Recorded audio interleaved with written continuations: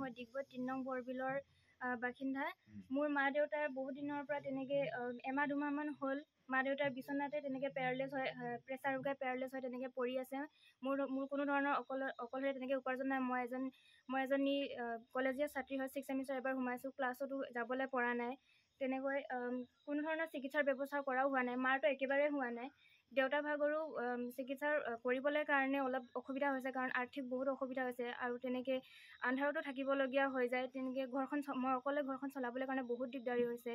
তাৰ বাবে চৰকাৰৰ ফালৰ পৰা এটা অনুৰোধ বিচাৰিছোঁ যাতে মোক অলপ সহায় কৰক। মই অকলে তেনেকৈ ঘৰখন চলাবলৈ বহুত দিগদাৰ হৈছে, যিহেতু যিজনে ঘৰখন চোৱা চিতা কৰে বা যিজনে ঘৰখন চলায় তেখেতৰে এইটো অৱস্থা হৈ গৈছে, লগতে মাৰো হৈ গৈছে। দুয়োগৰাকী তেনেকেই বিচনাতে পৰি আছে।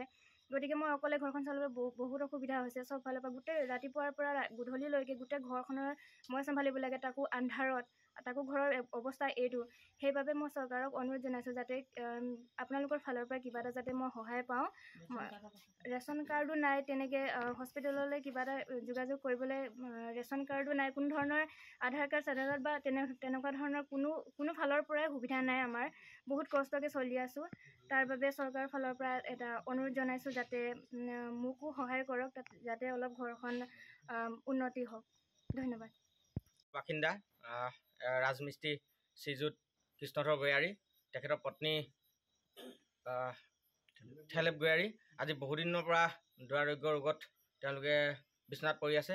তেওঁলোকৰ ষ্টক মৰাৰ ফলত দুয়োজনেই আজি শয্যাগত বিচনাত পৰি থকা অৱস্থাত তেওঁলোকে একো কাম কৰিব নোৱাৰে, যাৰ ফলত তেওঁলোকৰ একমাত্ৰ জীয়ৰী সবিতা গয়াৰীয়ে গোটেই ঘৰখন চলাবলগীয়া হৈছে। তাই কলেজত পঢ়ি থকা এগৰাকী ছোৱালী, 6th ছেমত। আজি বহুদিন ধৰি তেখেতে কলেজত যাব পৰা নাই। মাক দেউতাকক শুশ্ৰূষা কৰাৰ বাবে তেওঁ কলেজত প্ৰায় ক্লাছ ক্ষতি হৈছে, নিয়মিতভাৱে উপস্থিত থাকিব পৰা নাই।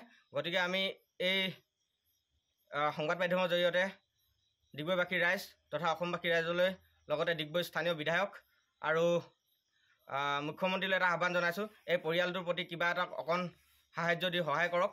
একেবাৰে পৰিয়ালটোৰ অৱস্থা বেয়া হৈ গৈছে দিনক দিনে। তেওঁলোকৰ অৱস্থাটো পানীত হাঁহ নচৰা এটা অৱস্থাত তেওঁলোকে আছে। তেওঁলোকৰ আৰ্থিক অৱস্থাটো একেবাৰে বেয়া। আজি বহুদিন ধৰি তেওঁলোকৰ ঘৰত বিজুলী বাতিৰ কোনো ব্যৱস্থা নাই, যাৰ ফলত এগৰাকী ছোৱালী, যিগৰাকী ছোৱালী তেওঁ 6th ছেমত পঢ়ি আছে, তেখেতে মমবাতি জ্বলাই ভাত ৰান্ধি মাক দেউতাকক শুশ্ৰূষা কৰিব লগা এটা পৰিস্থিতিত থাকিব লগা হৈছে। গতিকে আমি চৰকাৰলৈ এটা অনুৰোধ জনাইছোঁ, এই পৰিয়ালটোৰ প্ৰতি কিছু দৃষ্টি নিক্ষেপ কৰি তেওঁলোকক এটা সুব্যৱস্থা কৰি দিবৰ বাবে আমি আহ্বান জনাইছোঁ। ধন্যবাদ।